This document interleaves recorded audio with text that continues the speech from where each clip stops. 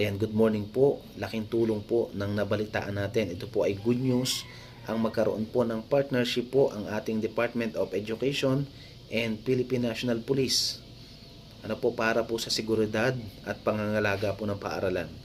Actually po ay ikinagagalak po natin ang mabalitaang ito headed by Secretary Sani Angara, yung maikding na partnership po sa ating pong Philippine National Police. Imagine po kung meron po talagang police na magbabantay po sa ating paaralan, laking tulong po nito, lalong higit sa mga guro na ang guro po ay alam po natin na magiging burden sa kanila ang ganito pong pangyayari o incidents.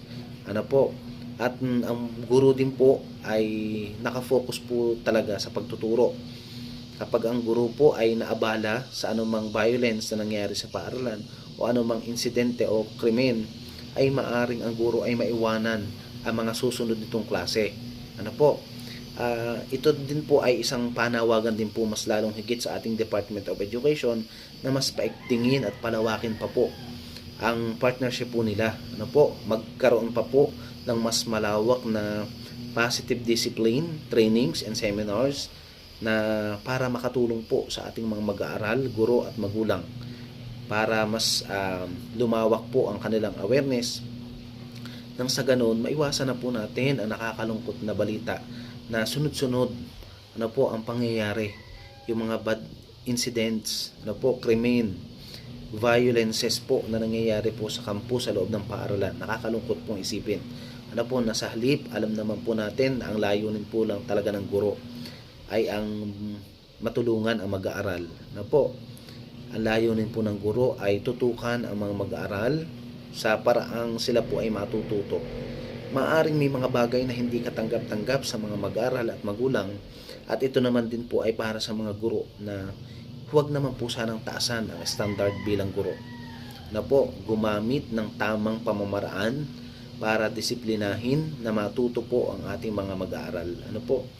Tayo po ay magtutulong-tulong, kaya tayo po ay lubos na nagpapasalamat kay President Bongbong Marcos at sa ating Secretary, DepEd Secretary Sani Angara na paigtingin at ipagpatuloy. Sana po talaga matuloy po ito kasi ang laking bagay na mayroong pulis na magbabantay po sa paaralan.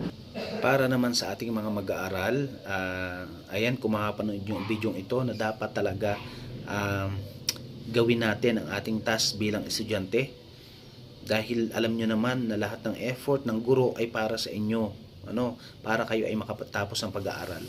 Para naman po sa ating mga magulang na dapat lagi naman po talaga na tayo ay nakaalalay.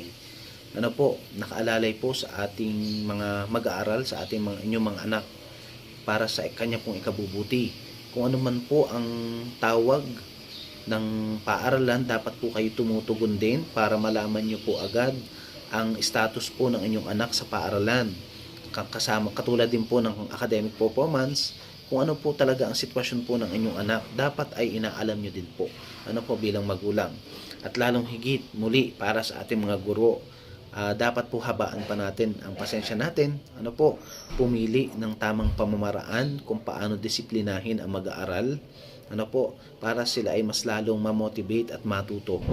Iwasan po natin ang pinakamataas na standard o magkaroon ng ego kung tayo po talaga ay magpapatuto ng mag-aaral, dahil hindi po gaganda ang daloy at takbo ng proseso yung tinatawag nating quality of learning kung ito po isasamahan natin ng pagiging mataas sa sarili.